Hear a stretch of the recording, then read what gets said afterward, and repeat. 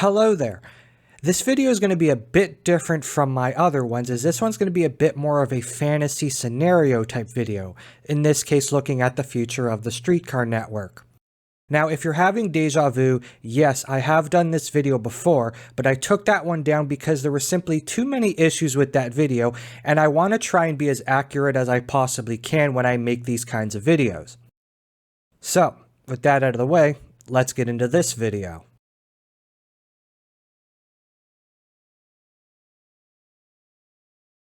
This video will be in a similar vein to the video I made a while back about Toronto keeping and expanding its trolley bus network.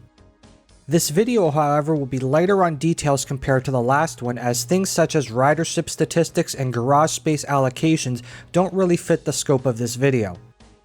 A lot of what I talk about will be based on pre-existing proposals by the TTC, but I also have my own ideas and spins on the pre-existing proposals. This video is ultimately a fantasy scenario, and things such as ridership numbers and car house space can just be interpreted under the most ideal conditions. When I make videos like this, I do my best to stay at least semi-realistic, and so you may find many of my proposals and additions to pre-existing proposals quite conservative and lacking any sort of revolutionary thought. Ultimately though, that is the point of this channel. I try to tell things as they are, were, or can be, and do my best not to stray too far into the realm of fantasy. Before I get into a route by route breakdown, I would like to make a few short-term suggestions for the network that could help increase service on the network we already have. Firstly, I will start with the most obvious change, and that is introducing signal priority. Another change would be to ban on-street parking on streets with routes that run in mixed traffic. On some roads, such as Queen Street, an entire lane of traffic is eaten up by parking, and as a consequence, car drivers are forced to drive on the tracks. Another important change would be to introduce newer automatic double-point track switches. These switches are motorized and fitted with transponders, allowing for them to be controlled by the control center or an oncoming streetcar. As it currently stands, the streetcar network uses single-point switches. This is a problem, as the TTC must slow down streetcars as they cross through a switch to reduce the possibility of a derailment. As well, operators are sometimes required to leave the vehicle to manually set switches, which further slows down service.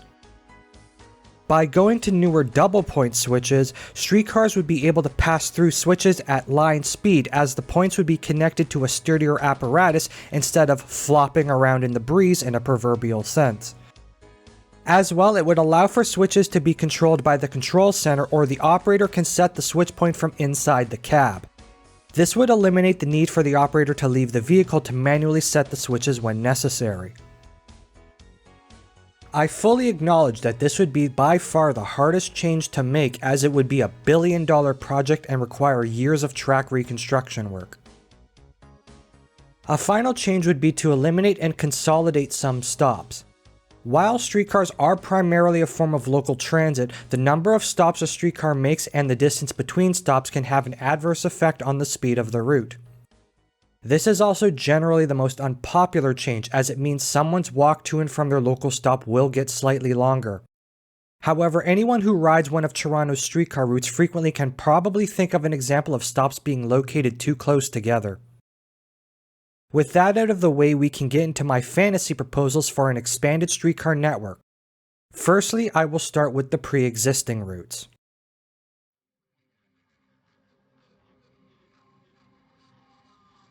I'll first start with the 501 Queen. For this route, I will follow the TTC's pre-existing proposal of splitting the route into two, like what was done on King Street.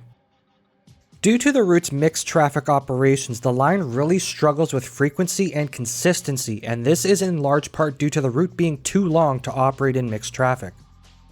Without some kind of segregation of the line from vehicular traffic, the route as it currently exists is less than optimal.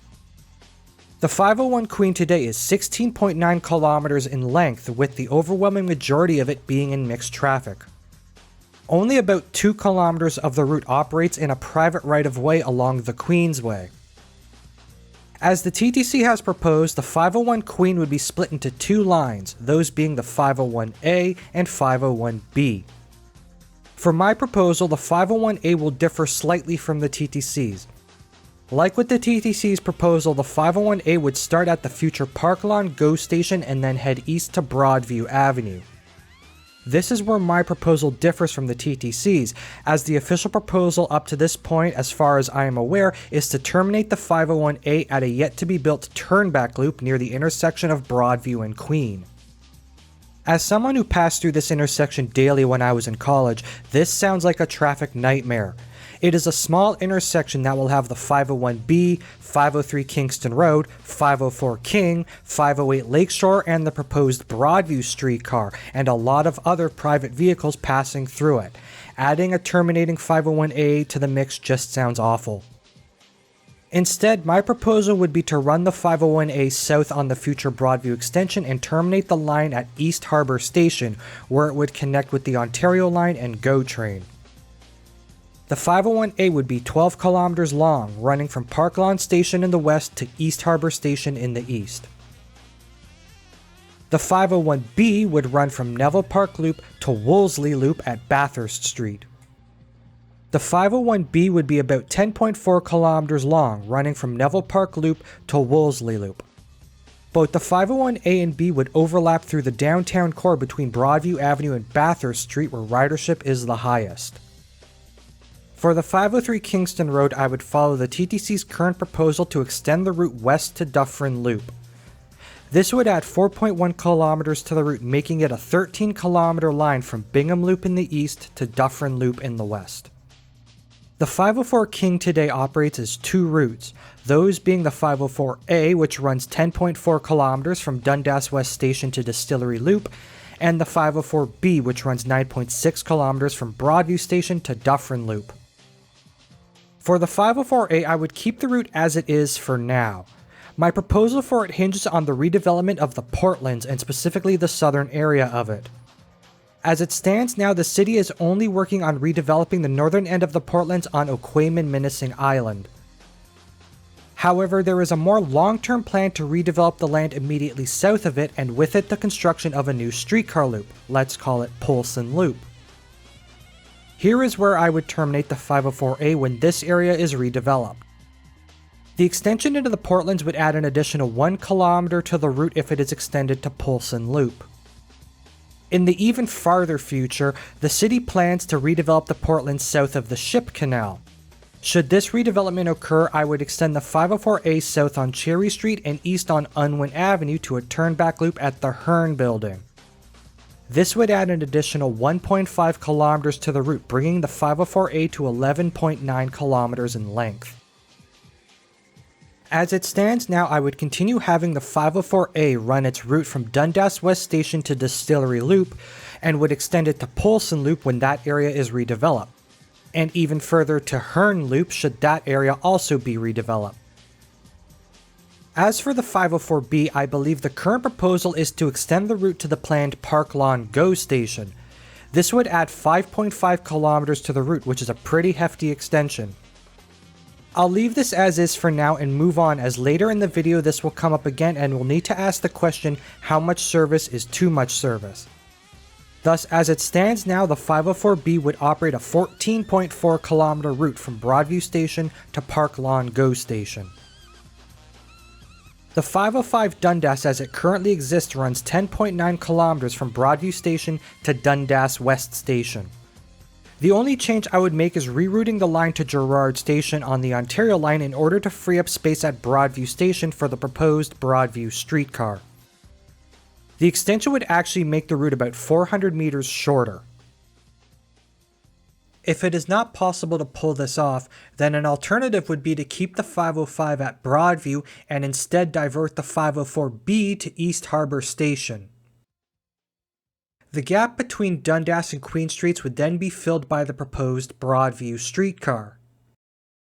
The 506 Carlton as it is runs 15.1 kilometers from Main Street Station to High Park Loop, and I have no changes in mind for the route. In fact, neither does the TTC, as there are no active proposals for changes to the route. The TTC did consider splitting the route into two back in the 90s, but this never happened as there was no easy way to pull this off due to the lack of off-street loops along the line. The 507 Long Branch as it currently exists runs 7.9 kilometers from Long Branch Loop to Humber Loop. The only change to be made to this route would be cutting it back to the future Park Lawn GO station. This would shave about 800 meters off the route. The 508 Lakeshore is the oddball of the streetcar network as it only runs during rush hour, running a 21.7 kilometer route from Long Branch Loop to Broadview Station. This route really stumped me as I couldn't figure out what to do with it. Its current terminus at Broadview Station is a bit of an issue as the station was only designed for 2 routes, yet there are currently 3 terminating there. With the proposed Broadview streetcar, this won't change even if you move the 505 to Girard Station. I first considered moving its eastern terminus to East Harbor Station, but I felt this would just be replicating the 501A. Another option I considered was to run the 508 along the Waterfront West LRT line. However, once again, I felt this would just be a duplication of my proposal for the 509 Harborfront. As well, I don't believe Union Station is where riders of the 508 want to go. So instead, I came up with another possible route for the 508. My proposal would see the 508 run from Long Branch Loop along Lakeshore and Queen Street to Church Street. From there, it would run south to King Street and west to York Street, where it would turn north back to Queen. My thought process here is that the 508 would offer a supplemental service through the densest part of downtown Toronto during rush hour. As well, this loop can be performed both clockwise and counterclockwise, although in the latter case, cars would need to make a very minor divergence via west on Richmond Street and north on Victoria.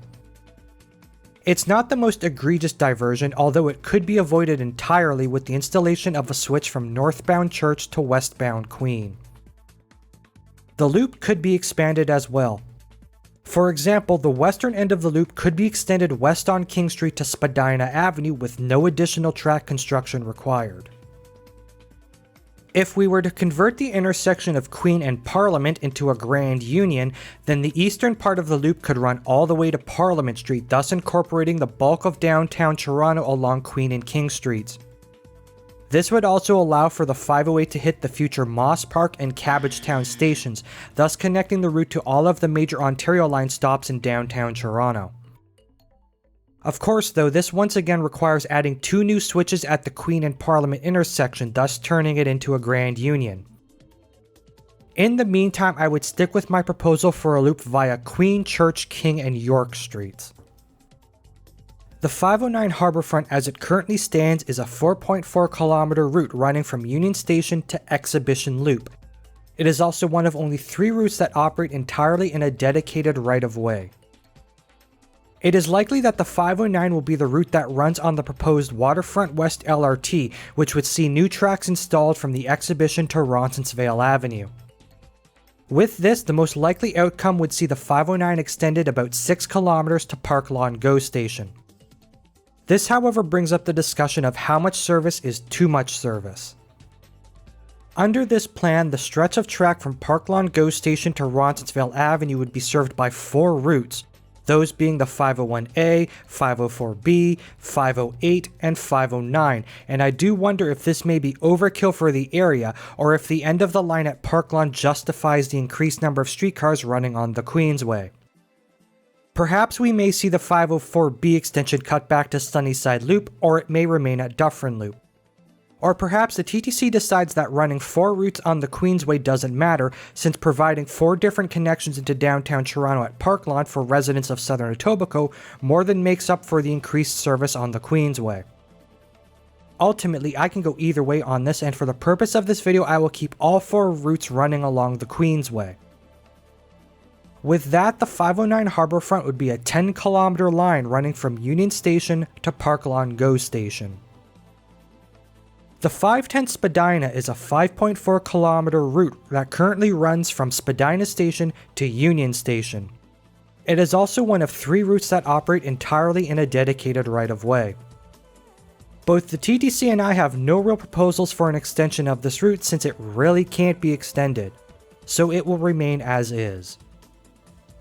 The 511 Bathurst is a 5.3 kilometer route running from Bathurst Station to Exhibition Loop. Like with the 510 Spadina, neither I nor the TTC have any extension proposals because there is currently no case to be made for extending the line. There has always been an idea to restore service north of Bathurst Station to St. Clair West Station. However, I have seen multiple different reasons for why this won't happen. These include the TTC not wanting to duplicate service on the 7 Bathurst bus north of Bloor, to the TTC being unsure if the streetcars could handle the steep grade at DuPont Street when filled with passengers. Whatever the reason is, there is currently no chance of the 511 being extended north to St. Clair Avenue, so I won't include it in my proposal. Finally, we have the 512 St. Clair, which is a 7.1 kilometer route running from St. Clair Station to Guns Loop. It is also the last of the 3 routes that run in a dedicated right-of-way. The TTC has long considered a western extension of the line to Jane Street, the most recent proposal being in 2007 as part of the Transit City proposal.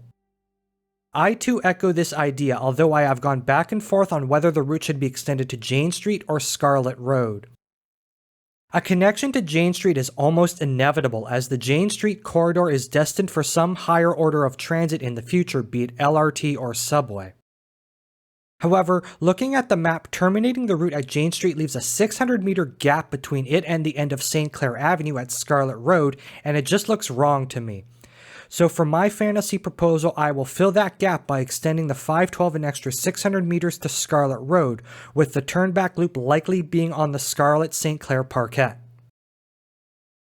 With that, the 512 St. Clair would be a 9-kilometer route running from St. Clair Station to Scarlet Road.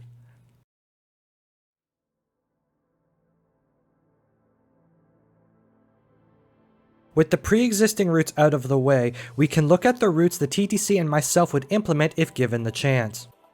We'll first start with the 2 TTC proposed routes that have the best chance of actually being implemented. I'll start with the proposed East Bayfront LRT, which for the purpose of this video I will call the 513 East Bayfront. This is not an official designation, this is just for the purpose of this video. If built, the East Bayfront line would be a 3 to 4 kilometer line running from Union Station south to Queens Quay East, east to Cherry Street, south to Commissioner Street, and then east to Villiers Loop on the newly made Oquaman-Minising Island. For the time being, this is perfectly fine, but in the long term I would propose a further eastern extension. This extension would see the route continue east on Commissioner Street to Leslie Street, run north to Lakeshore Boulevard, and then east to Woodbine Beach. Lakeshore Boulevard has a very wide right-of-way, so it wouldn't be hard to construct a dedicated right-of-way for the streetcar without losing space for cars and incurring their wrath. As well, you can also construct an additional 850 meters of non-revenue track on Lakeshore to Queen Street for better network connectivity, but this isn't a deal breaker. I am also aware that east of Leslie there is not a whole lot between it and Woodbine Beach along Lakeshore, so perhaps service to the beach could be seasonal with the route terminating at Villiers Loop or Leslie Street for the rest of the year. Ultimately though, if we built the East Bayfront line all the way to Woodbine Beach, then it would be a 7.3 kilometer line running from Union Station to Woodbine Beach and could be the 4th route that operates entirely in a dedicated right-of-way. For the purpose of this video, I will give the Broadview streetcar the number 515. This is another proposed streetcar route that has a solid chance of being implemented in the future. If implemented, this route would run a 3.5 kilometer route from Broadview Station to Villiers Loop. In the long term, there is a plan for a further extension of the Dawn roadway to Unwin Avenue as part of the redevelopment of that part of the Portlands. In the event this occurs, I would extend the 515 south to Unwin Avenue and then east to a turnback loop at the Hearn Building. This would add an additional 1.1 kilometers to the route, bringing the 515 to 4.6 kilometers in length. The Bremner streetcar is an odd one, as it is very much an official proposal. So official in fact that the TTC is including a provision for its construction in the planned rebuild of the Union Station streetcar loop. The City of Toronto had also designed Fort York Boulevard with a wide central median in preparation for a streetcar right-of-way. In fact, while I cannot confirm this, I have heard a rumor that the Scotiabank Arena was designed to allow a streetcar tunnel to pass under the building. And yet, while putting this script together, I couldn't really think of what its route could possibly look like. Nonetheless, I have tried my best to come up with one. My proposal for the route would be a 3.7 kilometer line running from Union Station to Ontario Place. For this video, I will give the Bremner streetcar the number 516. After leaving Union Station, the route would turn west and run under Bremner Boulevard before coming to the surface somewhere. I honestly don't know where the portal for this route could be, as the Metro Convention Center has a massive underground complex on the west side of Lower Simcoe Street, so I would have to assume the portal would be on the east side of the street. Anyways, the route would continue on the surface, following Bremner Boulevard, passing the CN Tower and Rogers Center. It would then continue on its own right-of-way down the middle of Fort York Boulevard to Lakeshore Boulevard. From there, it would continue west along Lakeshore to its terminus at Ontario Place. I chose Ontario Place as the western terminus as it has always been a pain in the ass to get to if you don't drive, since it requires a long walk through a sea of parking lots if you're coming from Exhibition Station, and the Ontario line won't change that. As well, if the province is serious about turning Ontario Place into an entertainment hub with a spa and other amenities, then easier transit access is a must for the area. The route, however, would serve more than just Ontario Place, as it would also serve the CN Tower and Rogers Center, which both attract large crowds, and it would also serve the densely built-up Canoe Landing neighborhood. Now that we have the official TTC proposals out of the way, we can look at the routes I would add, and honestly I can only think of two. The first is a resurrection of the Parliament streetcar, which for the purpose of this video I will number 517. Now before someone says it, yes, I know Castle Frank Station's bus loop can't support streetcars and would need to be renovated or rebuilt. I am simply working on the assumption that restoration of this route would include the reconstruction of the bus loop because it has to. With that out of the way, my proposal for a restored Parliament streetcar would be a 5-kilometer route running from Castle Frank Station to Union Station. The route would run south along Parliament Street to Queens Quay East and then run west to Union Station. I have gone on multiple rants in the past about why getting rid of the Parliament streetcar was a terrible decision and why it should be restored for the betterment of the network, so I am not going to do that here. We stan the Parliament streetcar on this channel. This is easily the most out there idea in this video, as it is an idea that I don't think has ever been talked about outside of the Urban Toronto forum post I saw it on. While I can't remember the details of that person's proposal, I will give it my own spin. I will also acknowledge that this proposal hinges on how a western extension of the Ontario line looks. There is a slim chance that a western extension of the Ontario line could follow the Queensway either to Mississauga or into Etobicoke before turning north and heading to the airport. So this proposal works on the assumption that the Ontario line does not follow Queensway and instead follows a different alignment west. My proposal for this route, which I will number 518, would be a 7.5 kilometer line running from Park Lawn GO Station to Sherway Gardens. The route would run north on Park Lawn Road and west on the Queensway to the West Mall. From there it would run south before accessing an off-street loop near the current Sherway Gardens bus terminal.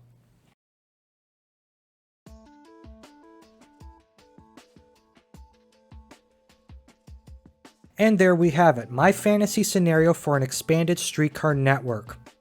I'll admit it's quite conservative and is largely following what the TTC already has plans for with only a couple of personal additions. But that is ultimately the nature of these types of videos. When I make videos like this, I try my best to be at least semi-realistic with the scenarios I create. I know there are other streetcar routes that get discussed, but for one reason or another I did not include them. The Dufferin streetcar is usually the main one you see discussed, and even the TTC examined it in the 90s. I didn't include it as there was no northern terminus for the route that wouldn't involve either constructing an expensive underground loop at Dufferin Station or diverting the route to Ossington Station. Both of these options don't really seem realistic, and the TTC agrees, as they came to a similar conclusion in the 90s, even if Dufferin is one of the few routes in the city that actually warrants conversion to a streetcar. Coxwell is another route that has been brought up in the past, as it used to have streetcar service up until 1966. However, once again, I will defer to the TTC's examination of the line back in the 90s, which showed ridership on the route may not justify a conversion back to streetcar service. As well, a new loop would need to be constructed at Coxwell Station, although this one would likely be significantly cheaper than the underground loop at Dufferin. It is likely that if a new loop was built at Coxwell, it would be in the parking lot to the east of the station. The southern terminus of the route could be Coxwell Loop at Queen Street like its original incarnation, or it could be extended south to Lakeshore to run to Woodbine Beach. Either way, however, this is all academic, as there is no plan to restore the Coxwell streetcar, and I won't include it in my plans for all the same reasons. Another idea I have seen and considered is extending the 507 Long Branch into Mississauga, likely to Port Credit Ghost Station, where it would connect with the Hazel-McCallion line. There could be a case for this proposal, but its biggest hurdle is the different jurisdictions of the City of Toronto and Peel region. It is likely something like this won't happen until there is some kind of fair and operational integration between the TTC and Mississauga Transit. The province has pushed for this, but the TTC, or more specifically the union, is stonewalling this idea, last I heard. Finally, I have personally floated the idea of extending the 503 Kingston Road back into Scarborough, potentially to Eglinton Avenue. There, it would connect with the proposed Eglinton East LRT and essentially bring back the old Scarborough interurban. However, there is almost no chance of this ever happening, both due to the political will to make it happen, but it would also make the Kingston Road streetcar hilariously long and would necessitate splitting the route in a potentially inconvenient fashion. If done, I think the route split would see the 503 Kingston Road run from Eglinton Avenue to Woodbine Loop, and a restored 502 Downtowner running the 503's old route from Bingham Loop to Dufferin Loop.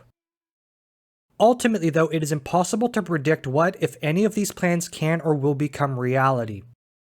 While the TTC has a wish list of routes they would like to create, it is a matter of funding and political will that is required to make ideas like these a reality. It is possible some of these proposals may one day be real, however it is equally possible that none of them will be. And with that, I will end this video here.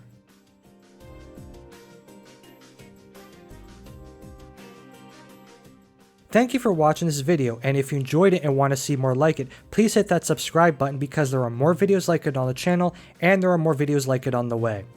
If there's anything you want to say about this fantasy proposal or have fantasy proposals of your own, don't be afraid to comment them down in the comment section down below. And with that, I'll see you in the next video.